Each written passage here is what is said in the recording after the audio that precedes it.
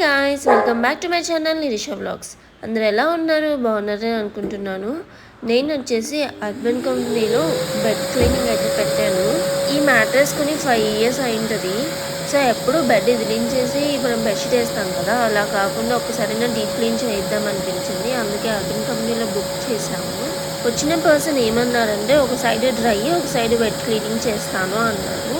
కానీ మాకు వచ్చేసి బోత్ సైడ్స్ వెట్ క్లీనింగ్ కావాలి అని చెప్పాము. తను ఏమన్నారంటే బెడ్ పోతుందండి, సో ఆన్సర్ చాలా రీజన్స్ చెప్పారు. మేబీ వాళ్ళు అలానే చేస్తూ ఉండొచ్చు, కానీ పర్లేదు వెట్ క్లీనింగే చేయండి 2 sides అంటే.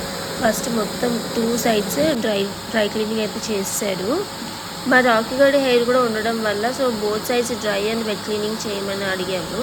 బోత్ సైడ్స్ వెట్ క్లీనింగ్ అంటే వాళ్ళకి పనే కదా, కొంచెం పని తగ్గుతుంది అనుకున్నారో ఏమో. ఒక సైడ్ డ్రై, ఒక సైడ్ వెట్. సజెషన్స్ అయితే ఇచ్చారు, బట్ మాకైతే 2 sides వెట్టే బెటర్ అనిపించింది. సో డ్రై క్లీనింగ్ అయితే అయిపోయింది. మొత్తం ఆ వాక్యూమ్ క్లీనర్తో బ్రష్ వేసి నీట్గా హెయిర్ అంతా తీసేశారు. వెట్ క్లీనింగ్ చేసేటప్పుడు ఎక్కడైనా హెయిర్ కనిపించినా నీట్గా రిమూవ్ చేశారు. ఇలా 4 types ఆఫ్ లిక్విడ్స్ వాటర్లో మిక్స్ చేసి క్లాత్తోనే ఫస్ట్ క్లీన్ చేశారు. దాని తర్వాతే షాక్ ఇచ్చాడు. బట్టల బ్రష్తో చేశాడు ఫస్ట్. ఇంత వాటర్తో క్లీన్ చేస్తే చాలా టైం పడుతుంది ఆరటానికి అనిపించింది నాకైతే. బట్ లాస్ట్లో వాక్యూమ్ చేయడం వల్ల నాకు కొంచెం బెటర్ అయింది, కొంచెం ఫాస్ట్గానే డ్రై అయిపోయింది. ఈ డ్రిల్లింగ్ బిట్తో ఇలా స్క్రబ్బర్ పెట్టేసి చేస్తున్నప్పుడు కొంచెం ప్రాబ్లం అవుతుంది. క్లాత్ చూసుకోవాలి మనము మ్యాట్రెస్ది. నాకు ఫ్రంట్ సైడ్ అయితే బాగానే ఉంది, ఏం ప్రాబ్లం లేదు, నీట్గా వచ్చింది. కానీ బ్యాక్ సైడ్ ఏమైంది అంటే మొత్తం బొచ్చు పీకేసింది అనమాట. క్లీనింగ్లో ఇది వచ్చేసి లాస్ట్ స్టేజ్ బ్యాక్ క్లీనింగ్.